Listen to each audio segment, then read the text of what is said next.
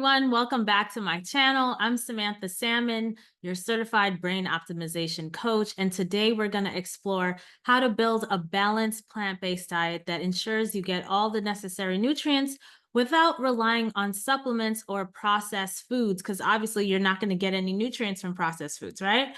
Because they've been processed. So in this video, you'll learn practical tips and strategies to create a well-rounded plant-based diet that meets all your nutritional needs. The first thing I want to talk about is the whole concept of balance, right? When I talk to people about this, because people are so concerned about a balanced diet that sometimes I wonder where this concept came from, and I feel like it came from marketing. So just know that everything God created is already balanced, okay? So fruits are balanced. They have a wide variety of micronutrients and macro, right? You're getting protein even from fruit. There's even fat in there, right? And all plant foods are carbs. So this is a macronutrient we don't even really need to be too much concerned about, right? Because all plant foods are carbs, and eating in the plant kingdom is our species-specific diet. Eating flesh, dead flesh, and chemicals is not conducive to our species, which is why we are manifesting disease. Our top 10 killers, most of which in this country, most of them, it's 8 or 9 of them, are due to nutrition, okay? Because we are not eating our species-specific diet. So that's number one. You really don't have to worry about balance because everything's balanced. If you decide to monomeal on grapes for breakfast, it's fine. The grapes are balanced, okay? It's humanity that's in imbalance, right? Thinking that they have to find some kind of balance. This is just to piece together all these different foods. No, because I find that a lot of people that are having digestive upset is because they're eating too many different types of foods. Let me tell you, in my personal experience on this high raw vegan lifestyle, when I make smoothies and I put a ton of stuff in there, like a whole bunch of stuff, I get all the gurgles, right? My stomach is just having, it's too much for my digestive system to process. I don't know if any of you are having that experience, but just a bowl of cherries or a bowl of apricots or a bowl of grapes, I'm eating good, okay? I don't have any digestive issues. Everything is going through well, without any gas, without any bloating, without any noise, right? Because there is less to process. The enzymes can do what it needs to do. And the more we put all this stuff in at one time, I find some people are throwing in the whole kitchen into their smoothies. And if you enjoy that and you're not having adverse effects, then go ahead and have fun. But the whole concept of balance, you really need to like rethink about this because that's more of a marketing term that the food industry has used to get you to buy more food, okay? Because we live in a capitalistic environment. The food industry, they're not giving away free food, okay? Especially the healthy stuff, right? We have lots of subsidies going to unhealthy cash crops. That's your non-organic soy, your non-organic corn, right? And meat and dairy that they're subsidizing. All of this stuff is actually contributing to our obesity crisis and our chronic disease crisis. We really need to, when we vote, we need to be asking the government, are you speaking out of two sides of your mouth? Which way are you trying to go? Are you trying to have a healthy country? Or are you trying to shore up these industries that really should be dead industries? These people can pivot. During the pandemic, so many businesses had to pivot for their survival. There's no reason why industries that are selling trash and toxic chemicals and carcinogens and hormone disruptors shouldn't be compelled to pivot as well. I'm not understanding why our tax dollars are supporting this. Anyway, back to the conversation about balance. Food is already balanced. Natural whole foods are already balanced. You don't have to worry about it, okay? Now, if you're concerned about missing out on nutrients and dealing with deficiencies, this is why I encourage you to rotate. You have to rotate your fruits, rotate your greens, have a variety of different foods, not all at one time. The gut microbiome loves a diversity of plants, but you don't have to eat them all at the same time, okay? So you just want to eat in alignment with your gut, with your body. But you don't have to eat everything just because everyone says, oh, this is healthy. That means you have to eat all the healthy things at one time. It's just too much. Okay. So, some key nutrients that we need to be mindful of: protein. Just about every food has protein. Okay. And I feel like people sleep on the leafy greens. The leafy greens have a high amount of protein per calorie, right? You're getting very little calories and lots of protein.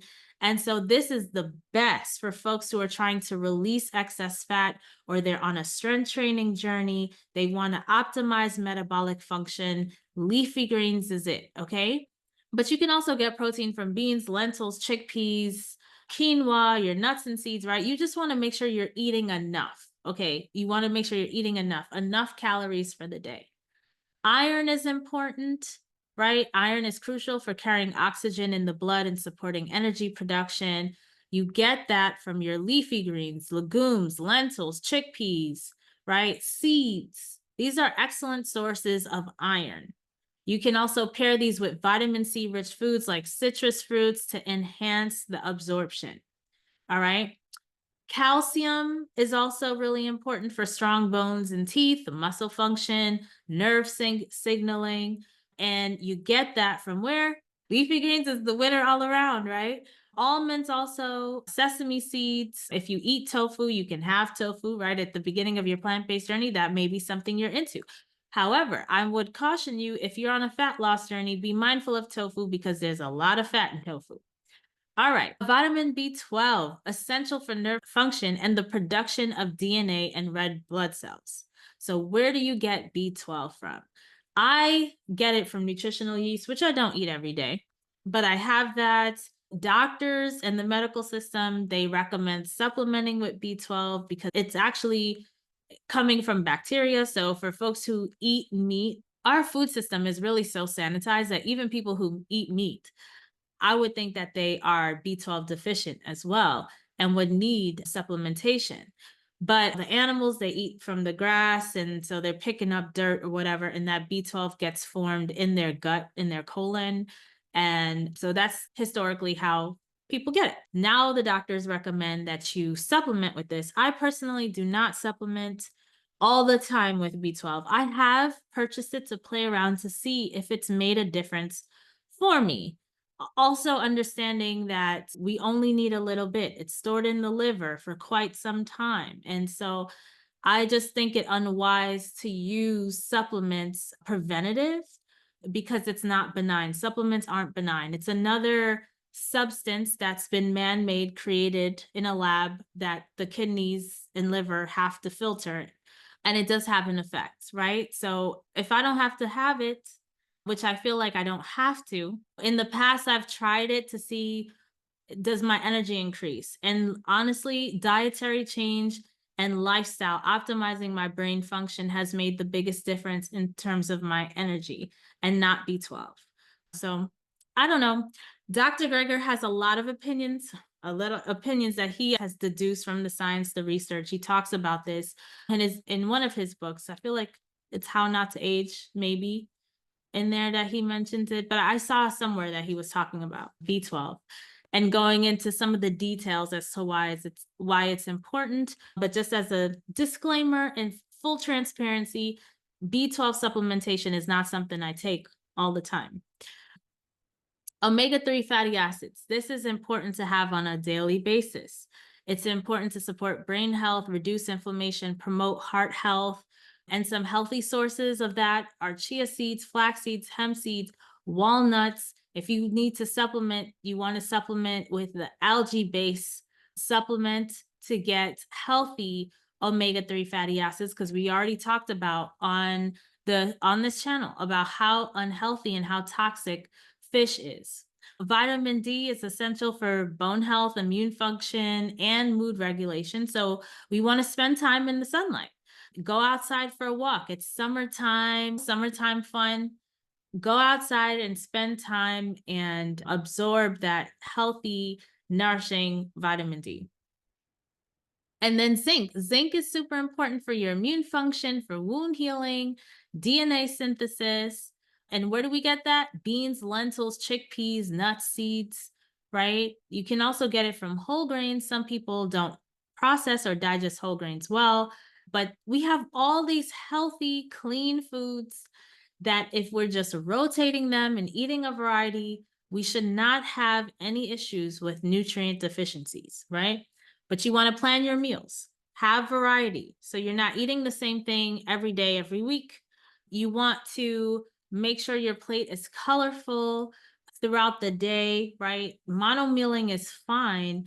I wouldn't mono meal necessarily the same thing for 30 days. Maybe if you're doing a cleanse because your body's in a health crisis, that's a different story.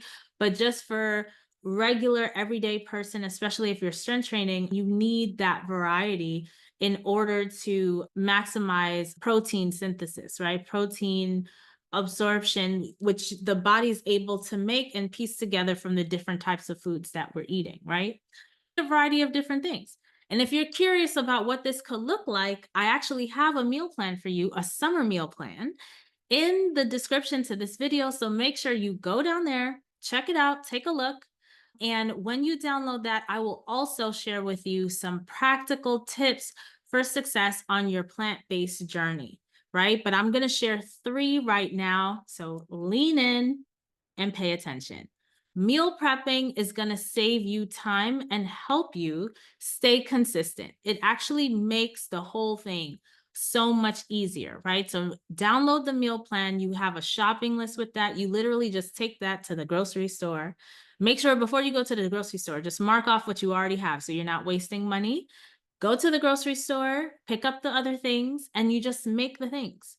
Batch prep, okay? Stay hydrated every day. Make sure you're drinking at least half your body weight in ounces of water. This is especially important. Now we're in summer. You're going to be sweating a lot, hopefully. So make sure you're drinking lots of water. Listen to your body. Pay attention to your hunger and fullness cues. I'm always surprised when I get on calls with folks and they literally cannot tell me when they naturally get hungry. We're so disconnected from our bodies, and why that happens is different for different people. Some people have had traumas happen to their bodies, which has caused that disconnection.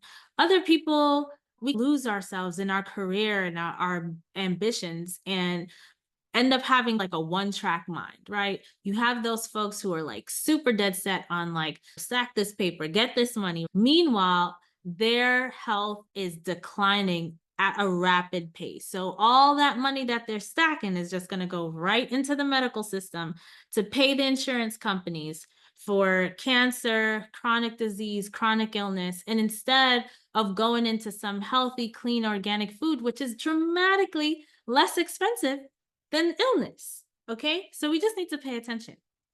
All right. So just a reminder, don't worry about protein. If you eat enough, don't starve yourself. You will get enough protein and you don't have to worry about nutrient deficiencies as long as you are rotating your greens and rotating your fruits and eating that on a consistent daily basis. All right. So we covered a lot today. We talked about this whole concept of a balanced plant-based diet. You have the meal plan to dive into to enjoy all those recipes for your summertime fun. I even have too on my website, rawfoodmealplanner.com, some summer beverages to go with the meals, the recipes. So you are all set for summer. Okay. So start incorporating these tips and these recipes and the strategies into your lifestyle right now to support your overall health and well-being. And if you found this video helpful, give it a thumbs up and subscribe for more plant-based living tips. Comment below with your favorite plant-based meal ideas, questions you may have. If you tried any of the recipes, what you like, what you don't like, I would love to know that. So check out the links in the description below to download that. And thank you so much for watching. All right, good luck balancing out your life and organizing yourself to eat a plant-based diet. This journey is one that you will not regret that you've stepped onto, okay? I honestly, my whole palate, I consider myself a foodie, and my whole palate opened up the moment I decided to go vegan, really. That was my entry point. I went from eating everything to going vegan in a matter of 2 weeks, just because I understood the science and the biology of our human bodies and why so many people were getting sick, as I've explained to you today. And so I made my own transition to eating a vegan diet, a whole food vegan diet, and it has opened me up. Foods that I swore I would never like, I now like, right? I just had to try it. I had to try different kinds, right? So it's part of the journey. You're going to have so much fun exploring. So until next time, enjoy.